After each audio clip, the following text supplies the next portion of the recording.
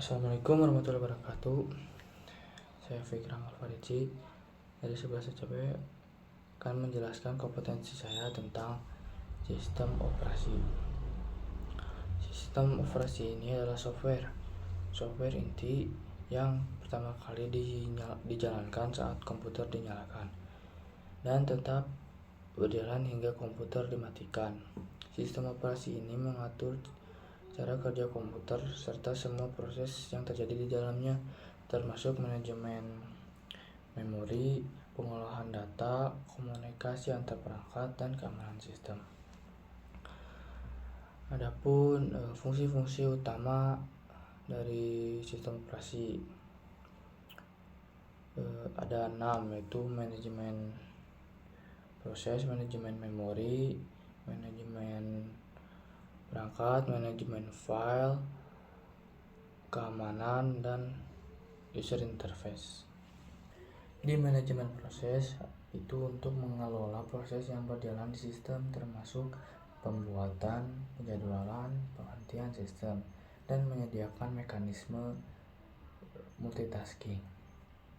Yang kedua, di manajemen memori itu untuk mengatur alokasi dan dealokasi memori utama yang untuk program yang berjalan dan menjaga agar satu program tidak menggunakan memori program lain. Di manajemen perangkat ini adalah untuk mengatur perangkat keras seperti printer, disk, keyboard, dan mouse, dan menggunakan driver untuk komunikasi antara iOS dan perangkat keras. Selanjutnya di manajemen sistem file. Di sini adalah untuk mengatur penyimpanan, pengambilan, dan pengaturan file dalam media penyimpanan seperti hard disk, dan menyediakan struktur file seperti directory atau folder. Selanjutnya, yang kelima, keamanan dan proteksi. Ini adalah untuk melindungi data dan sumber daya sistem dari akses tidak sah dan mengatur hak akses pengguna. Terakhir, yang keenam, user interface. Ini adalah untuk menyediakan GUI atau CLI sebagai media interaksi pengguna dengan sistem.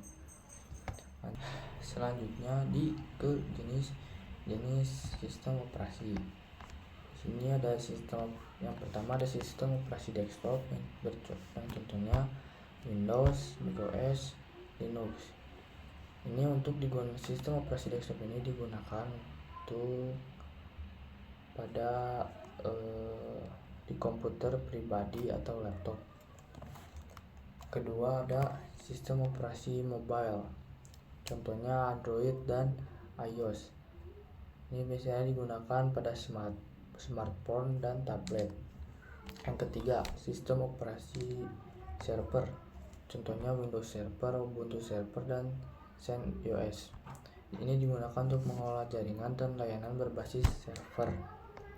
Yang keempat ada sistem operasi embedded, contohnya sistem operasi pada perangkat IoT, mesin ATM, dan microwave.